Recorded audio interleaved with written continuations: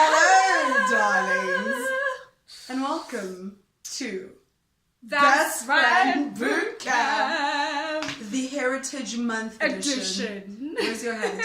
I don't have one. Unfortunately, this is my hat. This is my crown.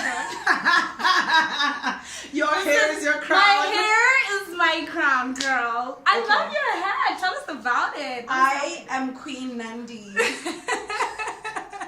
As in Shaka's mom. Oh, okay. my gosh. No, I needed something to wear because I was like, there's no way we're gonna record this and not have like a dramatic feature of our heritage. I love it. And I know that we may be close up, but we are South Africans. We're South Africans and we're Africans first. Anyway, Absolutely. guys, welcome to this special edition episode of Bestfriend Bootcamp. As you can see, Luva's obviously rocking her Heritage Month hat.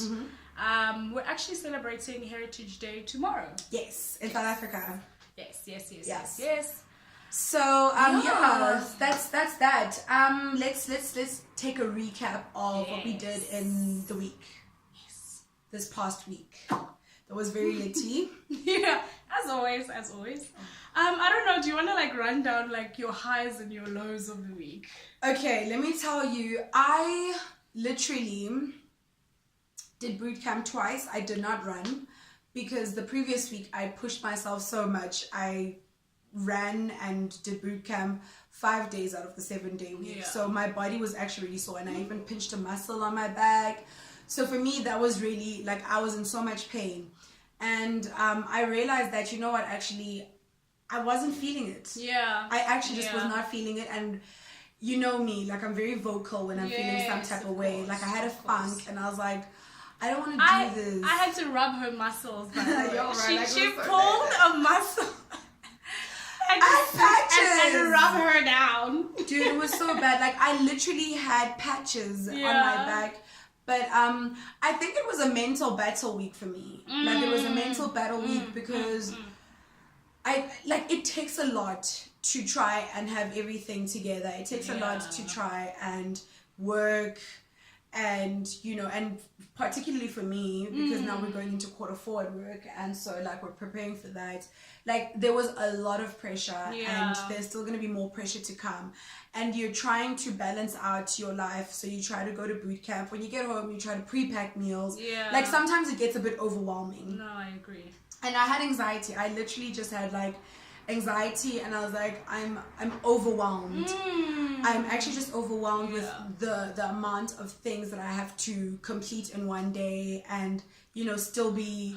I can completely like relate. Yeah. I think it's also like that time of year where like I think fatigue is starting to strike. Yes, that's another thing. Exactly. So basically like I think now people are kind of, you see what you've accomplished throughout, you know, the year. Some people haven't really reached their milestones. Yeah. And then like now you almost like want to restart. If you haven't like accomplished the things. You just want to like rest. Yes, rest. Yeah. That was for me. I was just like, I'm tired. I want to be on a holiday for a week at least. A month. You're talking about a week. I need one of those. You go on Instagram, like people are on the holidays. People are going to Thailand, the Maldives. And it's like, when is night time gonna come? Yeah? How you doing? People are going to Bali.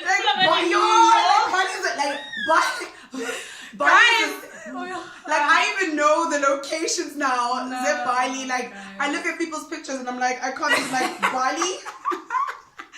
Hi guys. I know it. International travel is a real thing. It's a real thing. And so like we I mean obviously we are living in the social media era. Of course. And there is a lot of pressure. Let's not pretend like you don't look at some of these posts and be like, how you doing this? I'm barely like making it through the day. How many months do I have to save so I can go to a holiday trip, guys? Anyway, it's a lot. So anyway, I spoke to one of my your really good friend, my very good friend who is currently in psychiatry. Yes, and he was just saying that there is something called subclinical depression. Ooh. Yeah, and basically this sort of depression is a depression that you you have the symptoms, but you are still able to function. So it's not full on where you can't get out of bed, where you can't, kind of thing. And apparently a lot of people in our generation are working through this. And I think and people are unaware. No, they're not. And I actually wanted to us to touch on that this week. I've had a lot of people, especially around my inner circles, who have kind of been anxious about their lives, anxious about where you are in terms of your career. 20s. I don't know what is happening with this age. And I kept on seeing things on Twitter where people are saying the ages between 25 and 30 are it's the trickiest years. It is lit. And I can relate because including myself this week, one of my lows was that I was having deep anxiety, to the point where you lock yourself in the bathroom because and you have a crying section. You have a crying session and you're just what is happening? Oh God, I'm not gonna make it. I got me. No, okay. And I mean, it's not even, we joke about it now, but it's such a real thing. And so anxiety, depression, I mean, I don't necessarily know the medical terms of it, but it's you are thing. feeling something. The one thing that you do know is that there is definitely something happening inside, and it's an emotional turmoil. You can't even know. I felt that this week. I actually felt that this week, and man, guys, I